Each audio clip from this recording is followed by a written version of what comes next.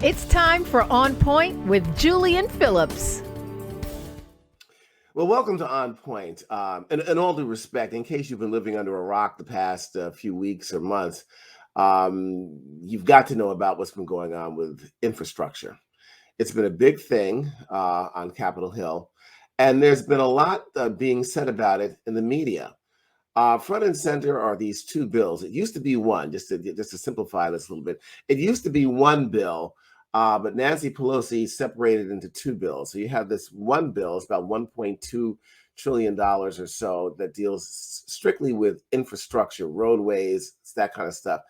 But the other bill is more of a spending bill for social programs, expanding Medicare, of giving free tuition for community colleges, so on and so forth, things that people will need. And I think that most people really want. But there's been problems about it. And the issue is in the media recently, there's been a lot of talk about all this infighting between Democrats and negotiations. Well, negotiations are usually part of the deal, but all this infighting and stuff, is that really so? I'm hearing otherwise. But we have someone that is our political guru that always knows how to straighten things out and make it in plain English for us to understand, is our one and only Eric Ham, our political analyst and best-selling author. Eric, welcome to On Point again. And we need you today to figure all this stuff out here. Listen, you're down there in the bowels of Washington, D.C. You're at the White House. You deal with all these people. The media has been really posing this as a fight between amongst the Democrats, progressives, and the moderates. And of course, the playbook by the Republicans is just taking advantage of it. Former Vice President Mike Pence went on Fox News the other day saying, the Democrats, they have a failed agenda. Of course, Mitch McConnell. What's going on down there with this infrastructure, with these two bills? Yeah, I mean, what you're seeing take place, really, Julian, is government is actually at work right now. If you go back to the Trump administration, every year they had what was called Infrastructure Week. And that was a way to highlight the need for infrastructure, to highlight the need for bridge, roads, tunnels, things like that. But nothing ever came of it. We never saw any meaningful legislation. The president never advocated beyond simply promoting and talking about Infrastructure Week. Now what we're seeing is Congress and the White House actually have legislation that they have put together. And so what is taking place now is what typically takes place in negotiations, especially in Washington, when you're trying to come to an agreement on legislation or spending trillions of dollars. There's back and forth. And as President Biden said just a couple of days ago, all he needs is 2 votes. He literally has his entire caucus ready to move. He's got 2 holdouts, Senator Joe Manchin of West Virginia and Kristen Sinema of Arizona, 2 Democrats. But repeat right now, again, please. Repeat that again. 2 holdouts? 2 holdouts. And already we're seeing negotiations take place. They've already come down from $6 trillion to $3.5 trillion. Now it looks like the number is going to be somewhere around $2 trillion. And now we're learning that Joe Manchin has also said that he wants to see the Hyde Amendment added into this this human infrastructure, this social infrastructure package, which would actually mean that you cannot have federal funds available for abortions or anything like that. So clearly what we're seeing here are negotiations take place. But Julian, at the end of the day, I do believe a deal is going to get done on both of these bills. You're going to see the $1.2 trillion hard infrastructure pass as is. Where the president or what the president will actually get on his desk to sign in terms of the social human infrastructure bill, that number remains to be seen. But you're seeing actual movement on that. And this is something that is going to be akin to what we saw take place back in 2010 when President Obama passed Obamacare. There was something that was passed. It initially was unpopular because you had Republicans have whipped it up so that it was so bad. But now, Julian, look at the numbers of Obamacare. You've got approval ratings that's over 70%. People want Obamacare. People like Obamacare. It gives tens of millions of Americans access to health care that normally would not have it. And as the United States is going through a pandemic, people are saying we need this. And that's what you're going to see happen with these two bills. But unlike Obamacare, that was initially unpopular, what we're seeing, even with these bills in those two holdouts in their own states, you've got approval ratings over 70% already. Right. So Right. This is something that people want. So, I guess you went out, had too many drinks with Charles last night, but that's okay. But I had to throw that in there. But no, getting serious again. Listen, Social Security was a big thing under FDR. You've had a lot of things that now Republicans are saying are socialist. They're using this word and they're demonizing the word. We're not a socialist country at all by any means. But you do have programs here that help people out. I can't think of one person, and even one Republican or Democrat, that would say, hey, look, I'm retiring and I'm not going to take advantage of that socialist program like Social Security. And such as with these kind of programs that are coming up now. Here's the thing. We understand and know, and the media is right, Eric, about Republicans not being on board with any of this stuff, except for the bipartisan infrastructure package, the first one for bridges and roadways. The second, the largest one, they are not behind. The media has been right on that.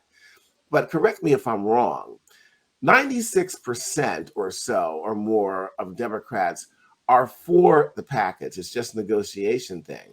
But you've got these two senators that have been holding out on this. And so my feeling is the media has kind of got this wrong. The Democrats are not in disarray about this. They're pretty unified about this. They're just trying to iron out a few things. But there are two holdouts, Sinema and Manchin. Is that correct? Is that a correct assessment? Yeah, that's absolutely correct. So I guess my question. Go ahead, Eric. Yeah, it's absolutely correct. And again, what we're seeing here is we're seeing. I mean, this is a president who is going big. He is this will be a program akin to the New Deal Act. This is a program that will dramatically alter the social safety net for all Americans. And what this does, Charles, is it basically reverses course on 40 years of government thinking, government programming that basically removes government from assisting people and now actually makes government part of the solution. If we go all the way back to Reagan, where we saw cuts to welfare, and of course we all know about the welfare queen that played out during the Reagan years, that precipitated and continued to grow. Of course, Bill Clinton, who also who was the author of Triangulation, talking, everyone focusing on his Sister Souljah moment. That is something that permeated, and we saw the United States move towards this direction where let's cut off those who need help most and provide it to the richest and wealthiest of the country, and let economic benefit trickle down. Well, trickle down economics is something that has not worked. Any economist will tell you that this is something that simply does not grow the economy. It does not build the economy. And what we're seeing now from President Biden is someone who is saying those Americans that have been X'd out, that have been cut out for 40 years, we're going to give you a lifeline. And in order to do that, we're willing to roll back these tax cuts that were implemented during the Trump administration, $2 trillion that wasn't paid for. And they're saying we will pay for this with those tax cuts and give these benefits to most Americans. And Charles, we're talking about lowering prescription drug prices. Right now, the United States pays 2 times more for drugs than any other industrialized nation in the world. 2 times more. So this bill would actually allow Medicare to negotiate drug prices down. In addition to that, it would provide a child tax credit. So for millions of women who cannot enter the workforce because they have children and they can't afford child care, this provides much needed relief for that. In addition to that, it zeroes out carbon emissions. So, I mean, there's a lot in this bill, Charles, that benefits an overwhelming majority of Americans, and that's why it's so popular. You know, it's interesting. I'm looking around here. Either I look like Charles Manson, or there must be another Charles around here, because I'm Julian. I I don't keep know who. calling you. I'm sorry. What is wrong with you, Eric Ham? I've got my producer in my head. He and I have been going back and forth all morning, and so I keep saying Charles. I'm so sorry, That's okay. Julian. I'll be So Charles sorry. for the morning. Anyway, the information is good. Here's the deal, though. You mentioned one key thing about. That's okay. That's okay. Well, it's good enough. You mentioned one thing that it didn't go over my head, but a lot of people don't know about. We've got two senators that are holdouts, and they really haven't given too much information on why they are holding out, and also what they want this bill to go down to. In all fairness to Joe Manchin, he said like 1.5 trillion. He may go up to 2.2. But you mentioned something about the coal industry, and there's also big pharma.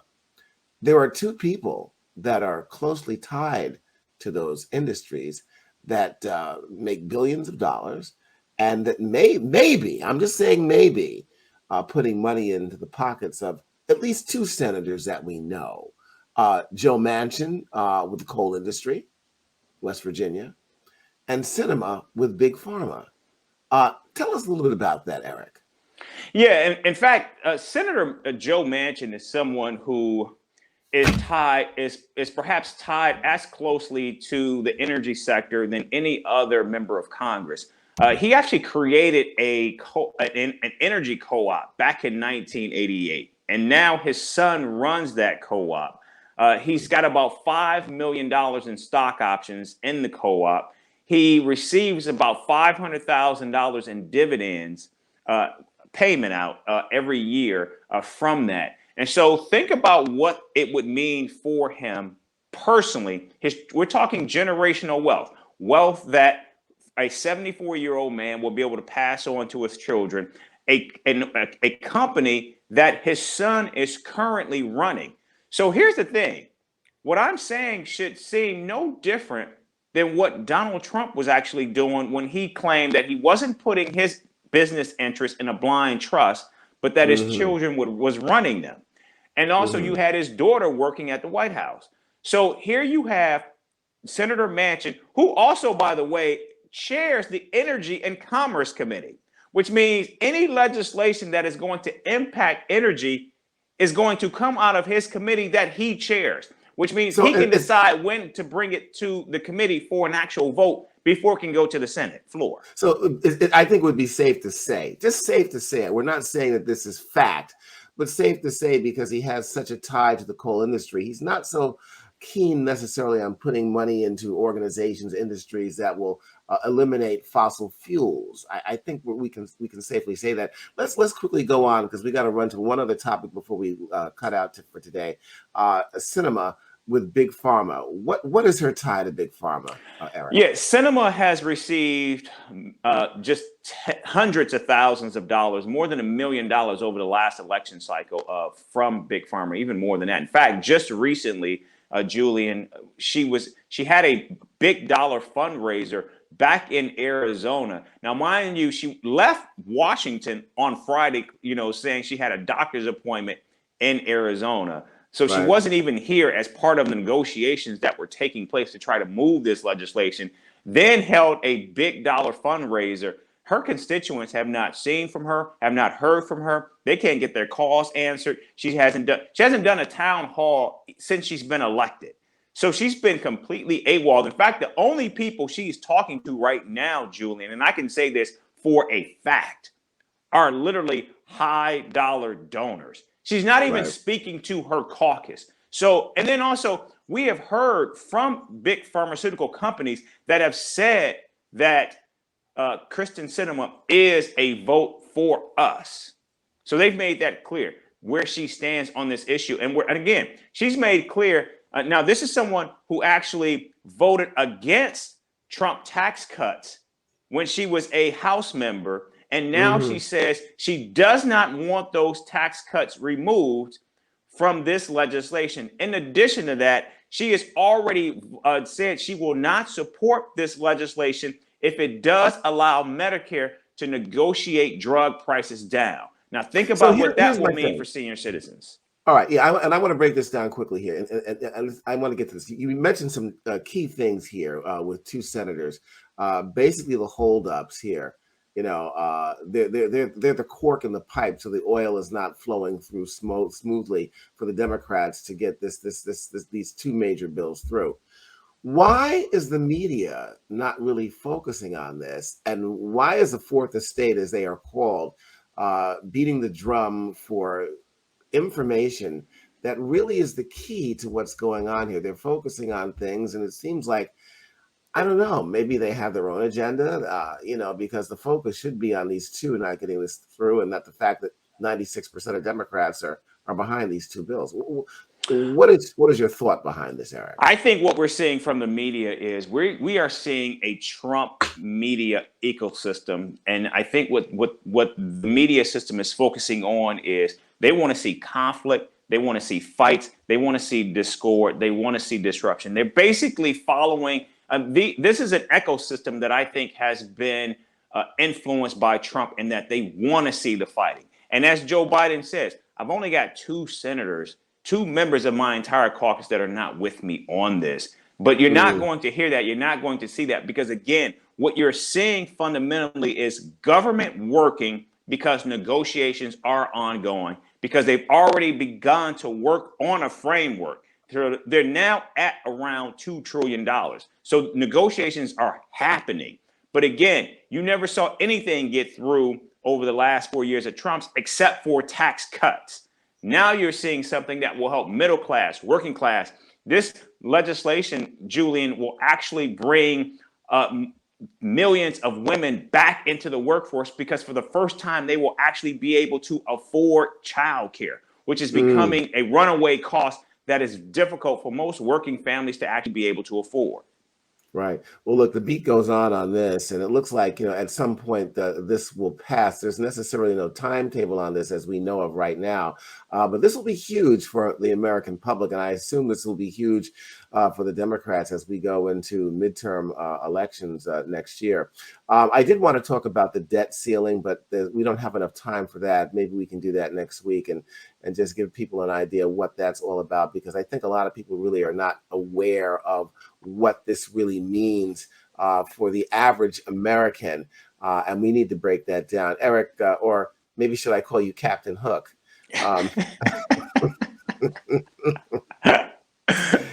Eric Ham, as always, thank you so much. You bet. Thanks, Julian. All right. This is what On Point fingers at necessarily the Republicans or the Democrats.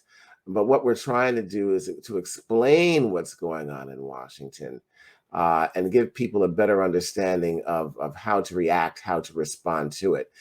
Eric brought up some key points today about what the media seems to be missing in this whole thing, or maybe they're missing it on purpose. I don't know.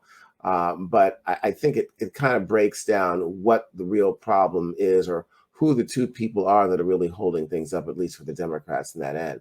We're going to see how all this unfolds, and we want to talk about that all-important debt ceiling and the spending and how that's going to affect the average American. And there's not a whole lot of time left for our lawmakers on both sides to figure this out. But thanks for joining us this week on Point, and we hope you learned something. And we'll see you shortly. Take care.